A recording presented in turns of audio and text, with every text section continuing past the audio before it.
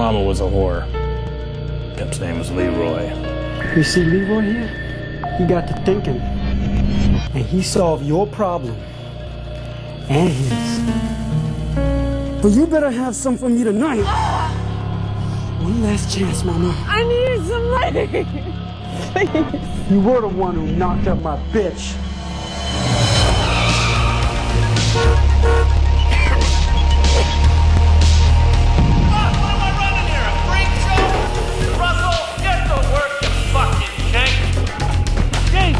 Right.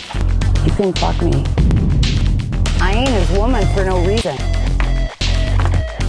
I know how to treat a man good. Every once in a while, Nicole liked to stay late.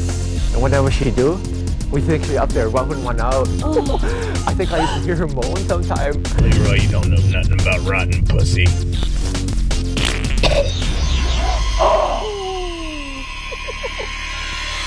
Give me, baby.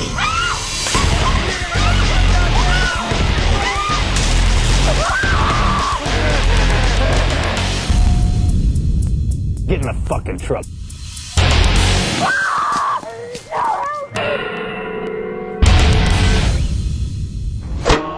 Looks like I already knew.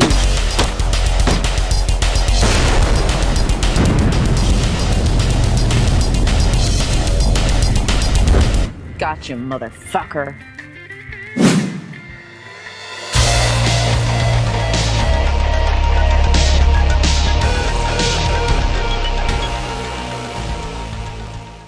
Hello everyone, this is Gruesome Herzog. My very special guest today is actor Nathan Dashwood.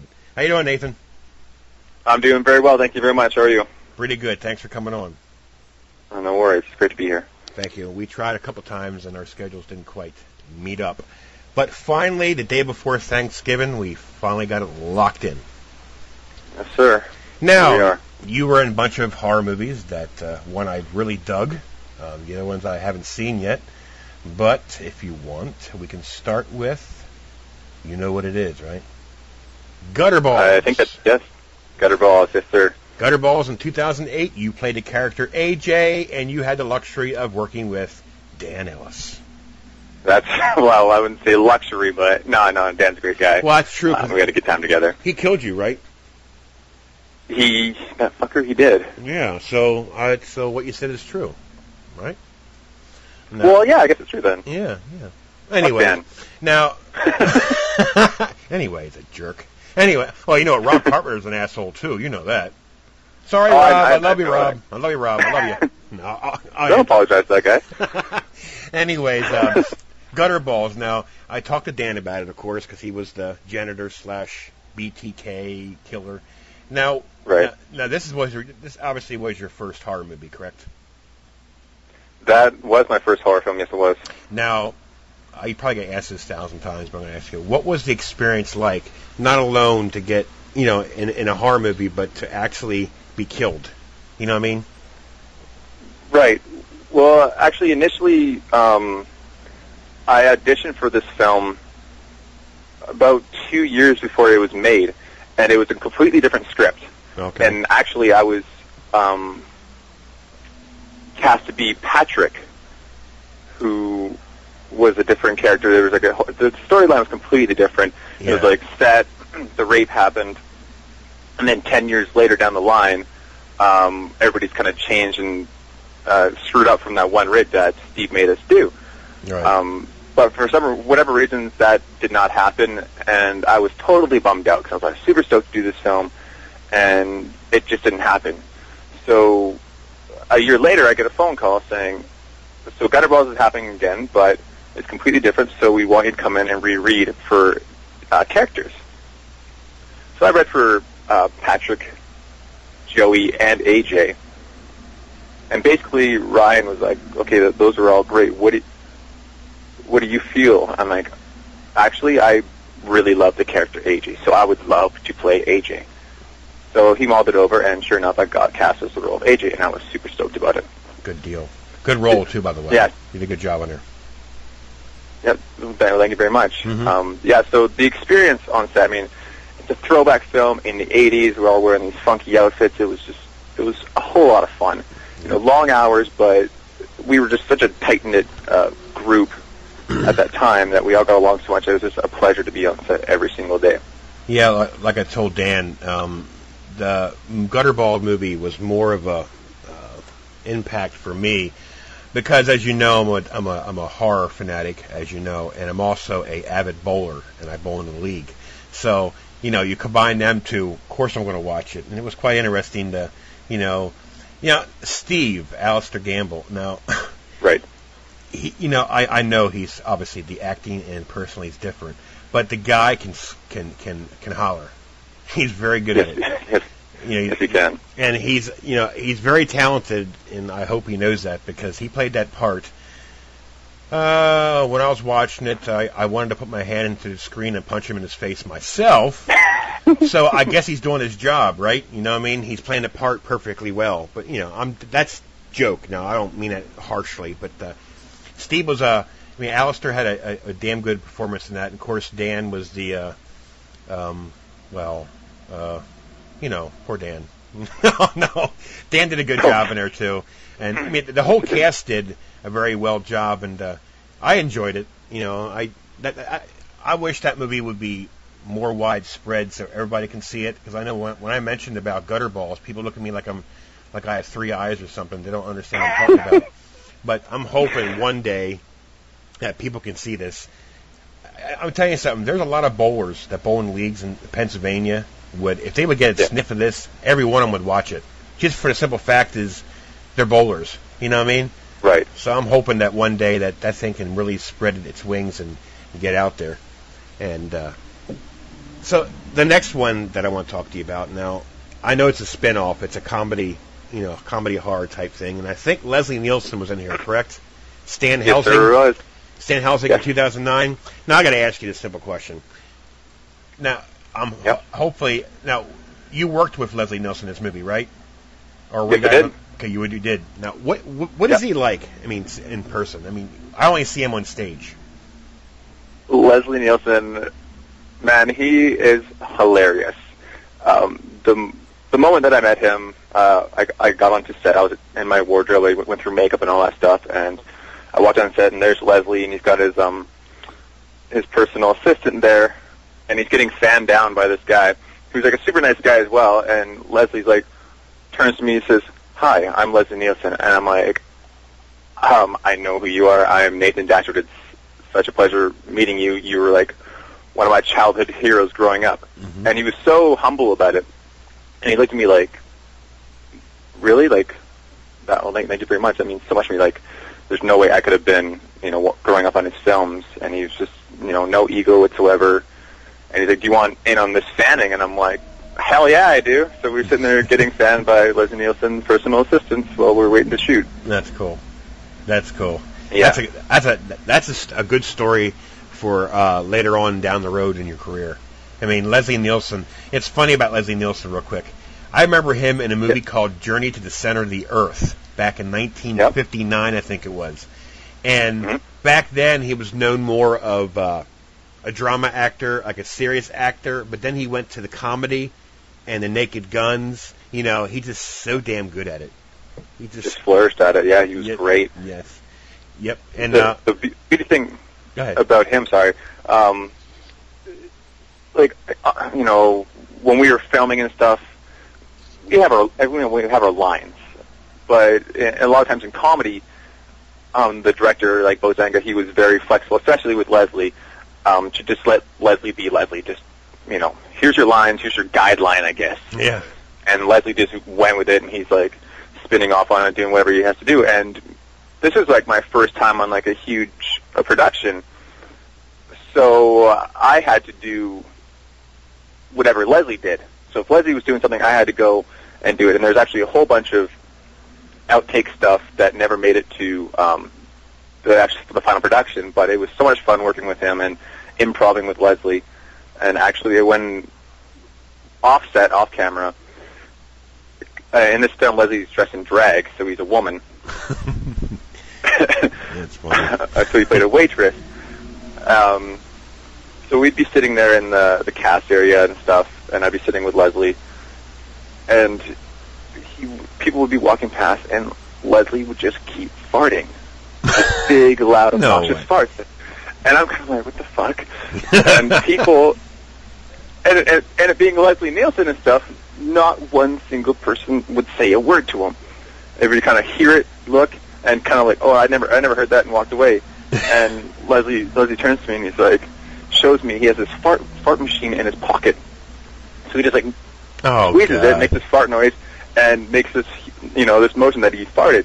And he's like, nobody will ever say anything to me about this. Check it out. And sure enough, every single person that would walk past just kind of pretend they did not hear it, walk away. And I'm sure they had a great laugh about it later, and still probably had no idea to this day that he was doing this. That's funny. Yeah, guys like him can get away with stuff like that because he's it's like Steve Martin. I'm sure if Steve Martin did the same thing, it'd be the same. That's cool. That had been a thrill for you to work with him. It's got to be. I mean, it was amazing, and just the fact that he's been doing this for so long now, and he's so far in his career, and at that age, he's still having a really good time on set, and that is just very inspiring to me. Yep, especially for being a youngster like yourself, knowing that maybe someday, hopefully, that you could be in his shoes at that age. That'd be phenomenal. You never know. Yeah. Now, one thing I do want to mention, it's not horror, but I know there's a lot of Smallville fans out there. And you did appear in an episode of Smallville back in 2008, and I take it that you played the role of Tommy Walker. Tommy Walker, that's right, yeah. In an episode called Plastique. Yep. So I was maybe listeners might recognize you from that show. I don't watch too much TV. I'm more, you can understand why. I'm busy doing this, but anyways. Now, there's a movie that came out in 2009, and I don't even know if it's available. It might be. If it is, I got to find it. They Came from the Attic in 2009, directed by Jason Mills. Right. Now, is that available for DVD or no? You know what? I believe it just got picked up by 2 companies, so it should be out very soon. Good. So I talked to the director, Jason Mills, the other day, and he was talking about he went to a festival, I believe, in Pennsylvania. I took her there, and he's planning on going to Pittsburgh in June, which he asked me to go to, which I may attend. But yes, he said that it has been picked up by 2 production companies. I can't remember the names of them right now, but it should be out very soon. Yeah, I'm 4 hours from Pittsburgh, so maybe I might make the trip. Maybe, yeah, that'd be great. I can go out there and throw eggs at the screen. No, I was going to think of something else, but I'll let it go for right now. I'll let you think about it. No, anyways, no, guys, I didn't mean it that way. So, listeners, please don't take it that way. Give me a break. I'm not Dan Ellis, damn it. Oh wait, that's not loud. Thank God for that. Or Rob Carpenter, for that matter. Oh, jeez, don't even start on him. Anyways, so now this is about an accidental death takes the life of a young boy, and the family moves to the country home for a fresh start, only to discover there's something much worse than their memories and guilt living in the attic. Wow. Yeah, that's right. That sounds interesting. Of course, I just read it. Go ahead. It's a creature film. It's very similar to The Descent, as far as like the creatures. No way. I love Descent. Yeah. So it's similar to that. The creatures have very like similarities. I play Matt, who is the main girl, played by Nicola. Sorry. Okay. I play her boyfriend. So basically, the parents go away, and I go out and visit her. Mm-hmm. And when the parents are away, the creatures will come out and play. Yeah, I get it. But the question that I have for you, on IMDb, it has Matt, the bisexual. Matt, the bisexual. Is that true? Does it actually say that? No, I didn't say that. Okay, good. I'm just fucking with you, dude. No, not at all. Not at all. Mm-hmm. Anyways, yeah, that's. I would love to see that one. I mean, I like creature films, and you know what? What's funny? You mentioned Descent. I've had that movies for a long while, 1 and 2, and Descent came out in 2005, and I never watched it until a month ago. And that movie freaked me out. You know what I mean? I mean, to see these freaking blind ass cannibal things. It's crazy good. That's crazy good. Oh yeah, they're that's a terrifying film. I loved it. Part 2. Worst nightmare getting. I know.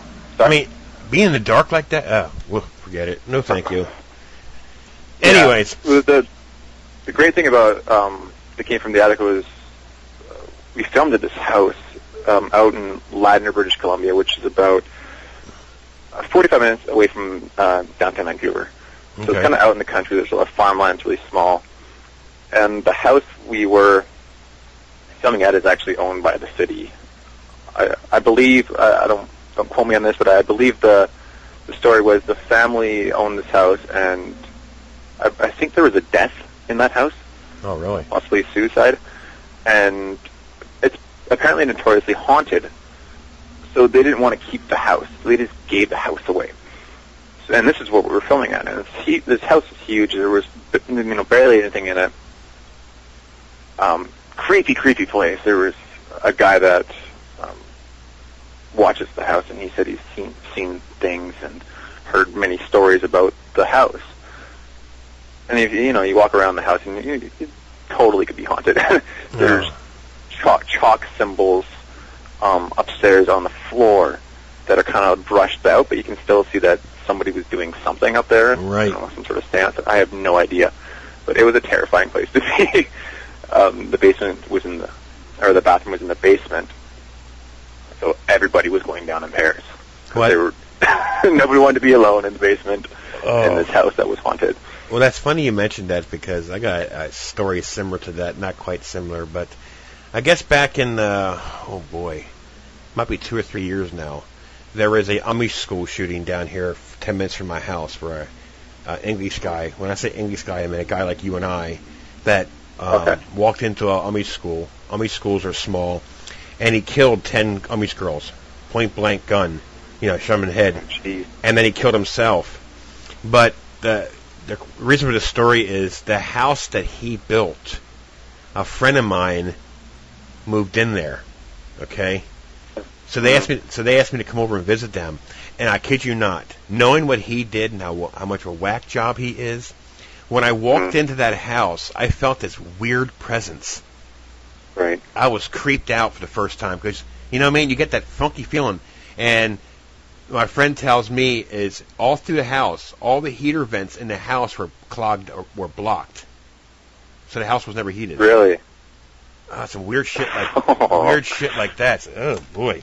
Anyways, I've been back there since then, and it doesn't bother me anymore. But that first time, I could feel like a presence. It's weird. Yeah. Wow. Yeah. Well, I don't know how he lives in that house.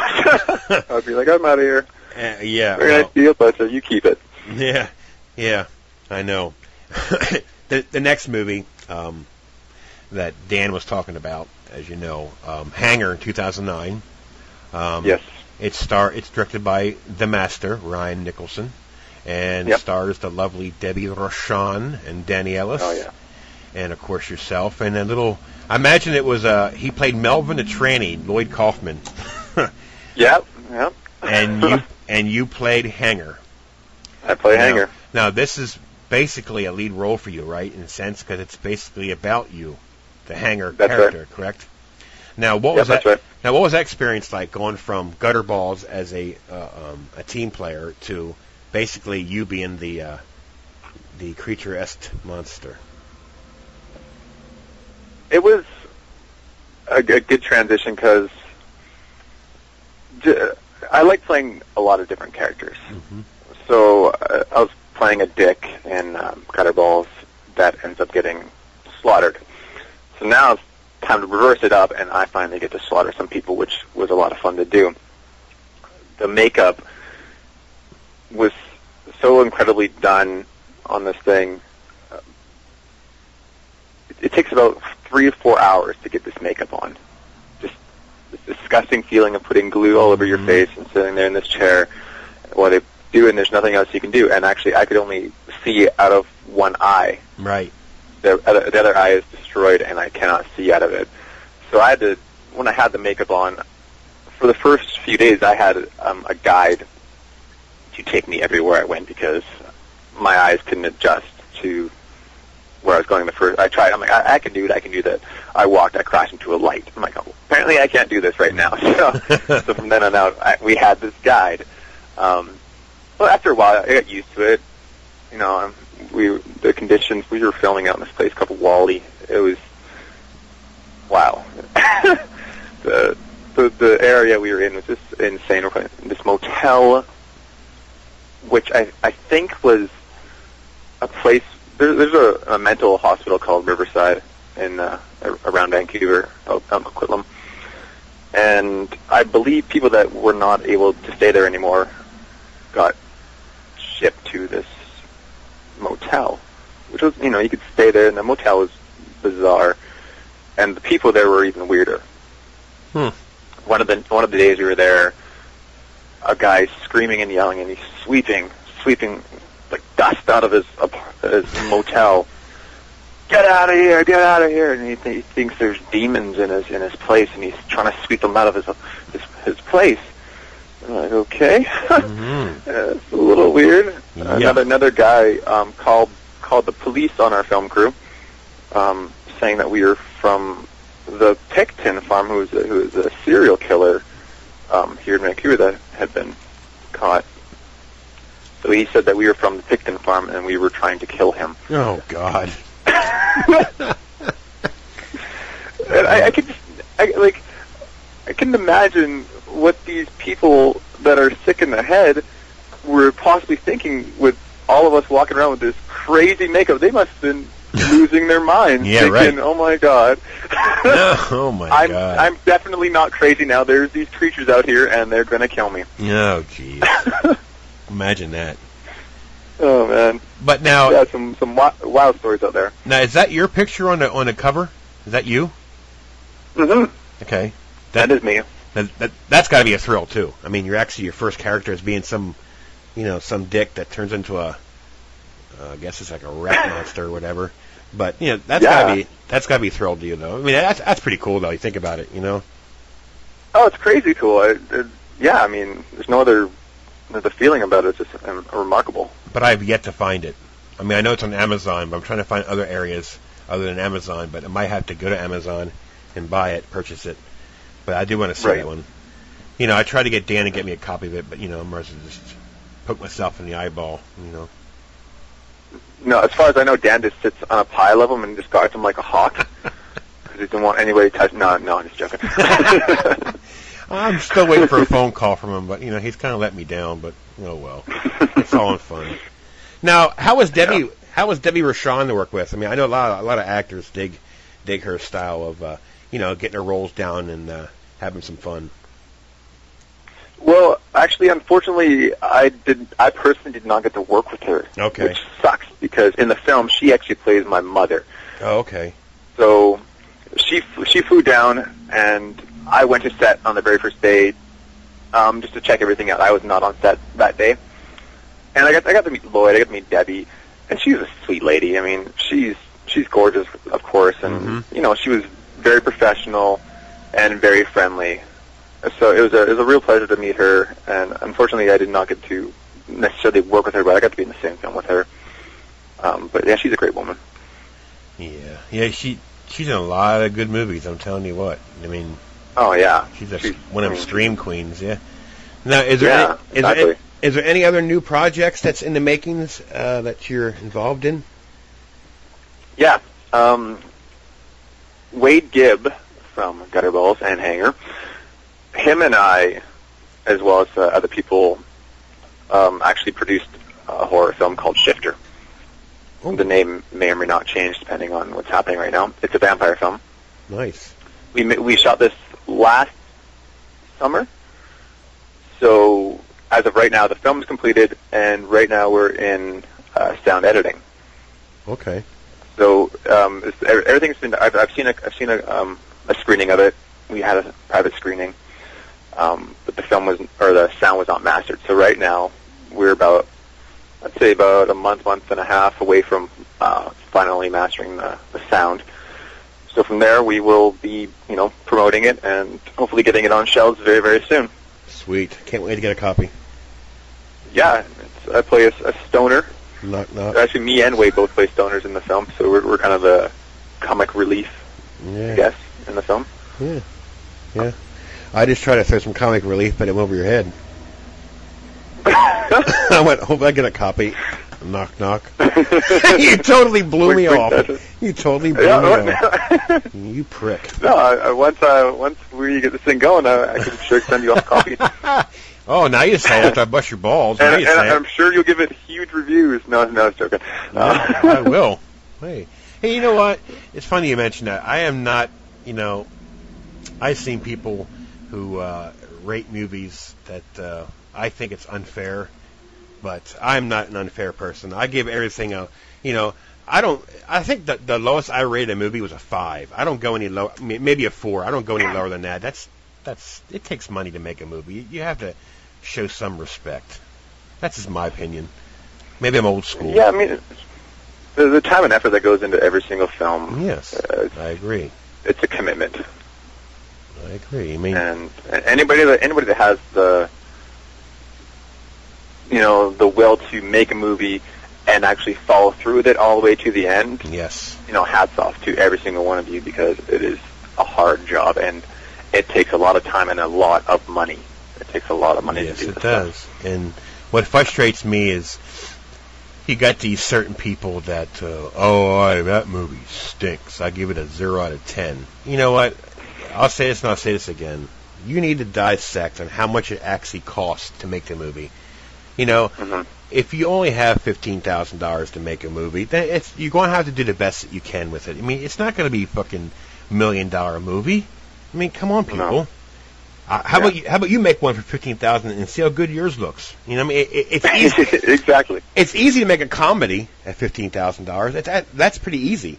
I mean, you can walk down the street and act like you're tripping over a brick or a trash can, but in a horror movie, you have to add some humor to a horror when it's that low budget, because you have to balance it out a little bit. You can't go serious, because then it's going to look, kind of corny. You know what I mean? But you have to. Yep. I am. Maybe I don't start making a movie. I mean, I got the wits for it. Apparently, a lot of people don't. But yeah. I'm not criticizing anybody, but you have to dissect of what you're looking at before you make a bold score like that. Oh. But anything. Yeah, definitely. Go ahead. I don't think people realize that.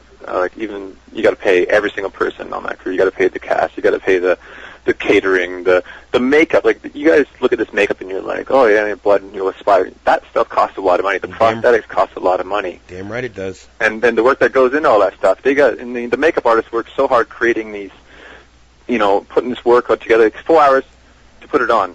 Yeah. A couple hours to take it off, and also creating the stuff on their own time when the actors and stuff aren't there. They're making these characters to put onto the actor. And what gets me is, I heard this comment last week. Oh man, that blood looks fake. Well, blood is fake, you moron. It ain't real blood. Yeah, exactly. You stupid ass. I mean, who am I to criticize anybody? But come on. Yeah, that shotgun blast to that person didn't look very real. I was like, okay, I tell you what, how about you go out there and we'll shoot you for real to make it look real. What I mean? We'll film you. You take the bullet on this one, and then we'll have a real thing. I'm serious, But anyways, I don't mean to babble, but it just frustrates me, some of these people that don't understand the movie making business.